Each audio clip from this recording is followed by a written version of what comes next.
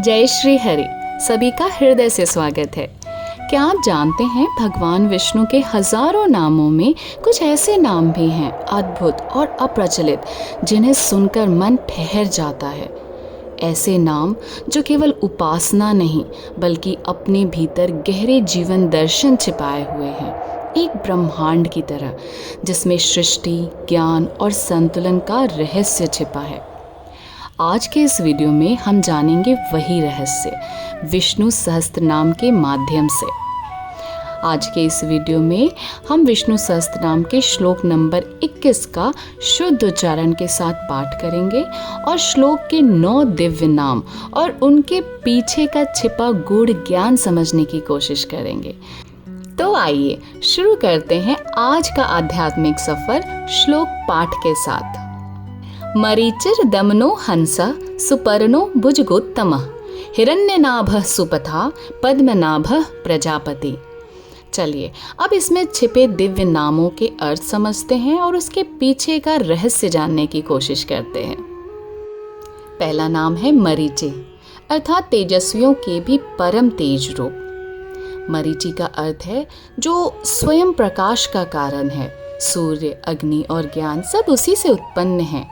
जैसे सूर्य अपनी किरणों से संसार को अलौकित करता है, वैसे ही भगवान विष्णु चेतना और ज्ञान का प्रकाश फैलाते हैं। यह नाम सिखलाता है कि आत्मा में भी वही दिव्य प्रकाश विद्यमान है। जब हम अज्ञान के अंधकार को हटाते हैं तब वही विष्णु तत्व हमारे भीतर प्रकट होता है। अगला नाम है दमना। इसका अर्थ है प्रमाद करने वाली प्रजा को यम आदि के रूप से दमन करने वाले। इसे हम ऐसे समझ सकते हैं कि दुष्ट प्रवृत्तियों को दमन करने वाले। भगवान विष्णु वो प्रबल शक्ति हैं जो अधर्म, असंतुलन और अजारकता को रोकते हैं। यह नाम सिखलाता है कि मन और इंद्रियों पर नियंत्रण ही सच्चा दमन है। आगे बढ़ते हैं अगले नाम की तरफ जो है हंसा। इसका अर्थ है पितामह ब्रह्मा को वेद का ज्ञान कराने के लिए हंस रूप धारण करने वाले। एक बार जब सृष्टि की शुरुआत में वेदों का ज्ञान पूरी तरह से लुप्त हो गया था तो उस ज्ञान को पुनः स्थापित करने के लिए भगवान विष्णु ने हंस अवतार लेकर ब्रह्मा जी को वेदों का ज्ञान प्रदान किया था। यह नाम हमें विवेक की शिक्षा देता है। सत और असत यानी कि सही और गलत का भेद जानने की क्षमता ही तो ईश्वर का परम गुण है। अगला नाम है सुपर्ण, अर्थात सुंदर पंख वाले, गरुड़ स्वरूप। गरुड़ शब्द में गुरु यानी कि ज्ञान और ड़ मुक्ति निहित है, जो ज्ञान और स्वतंत्रता का प्रतीक है। यहाँ भगवान विष्णु गरुड़ रूप में है। सुपर्ण नाम यह स्मरण दिलाता है कि आत्मा भी सीमाओं से मुक्त हो सकती है, बस उसे ज्ञान और भक्ति के 2 पंख चाहिए। अगला नाम है भुजगोत्तमा, यानी कि सर्पों में श्रेष्ठ शेषनाग रूप। भगवान विष्णु शेषनाग पर शयन करते हैं। शेष का अर्थ है जो शेष यानी कि बचा रह जाता है, जो अनादि अनंत है। यह नाम दर्शाता है कि ईश्वर अनंत काल तक अस्तित्व में है। सृष्टि आती जाती रहती है परंतु विष्णु तत्व सदा शेष ही रहता है। अगला नाम है हिरण्यनाभ, यानी कि हितकारी और रमणीय नाभि वाले। यह नाम सृष्टि की उत्पत्ति का प्रतीक है।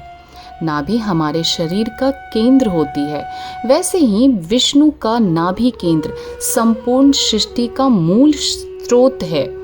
जो कमल भगवान विष्णु की नाभि से निकलता है उसी पर विराजमान होकर ब्रह्मा जी पूरी सृष्टि का सृजन करते हैं, अर्थात सारा ज्ञान, चेतना और सृजन शक्ति वहीं से उत्पन्न होती है। अगला नाम है सुतपाह, अर्थात कठोर तप करने वाले। नर नारायण के रूप में भगवान विष्णु बद्रिकाश्रम में तप करते थे ताकि मानवता को आदर्श जीवन का मार्ग दिया जा सके।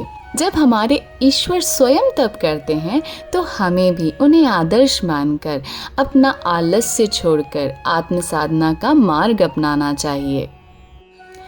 पद्मनाभ कमल के समान सुंदर नाभि वाले, या फिर यह कह सकते हैं जिनकी नाभि से कमल उत्पन्न हुआ।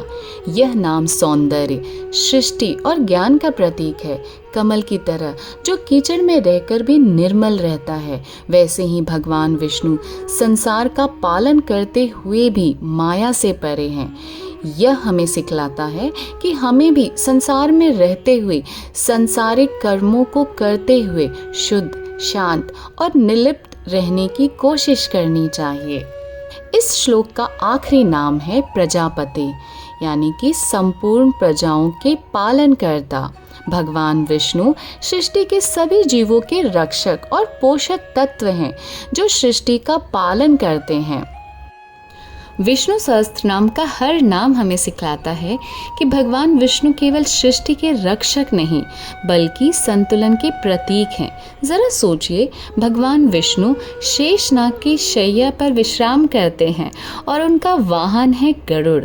सर्प और पक्षी जो स्वभाव से एक दूसरे के शत्रु हैं, वे दोनों ही विष्णु की सेवा में पूर्ण सामंजस्य में रहते हैं।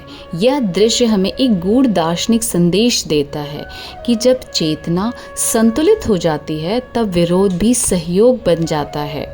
यही है विष्णु तत्व, जो द्वंद्व के बीच भी शांति बनाए रखता है। जैसे भगवान विष्णु सर्प और पक्षी दोनों को अपने समीप स्थान देते हैं, वैसे ही हमें भी अपने जीवन में विपरीत परिस्थितियों और विचारों को संतुलित करना सीखना चाहिए। सच्ची भक्ति का अर्थ केवल ईश्वर की आराधना नहीं, बल्कि उस संतुलन को अपने भीतर जागृत करना है, जहाँ क्रोध भी शांत हो जाता है और भय भी भक्ति में बदल जाता है।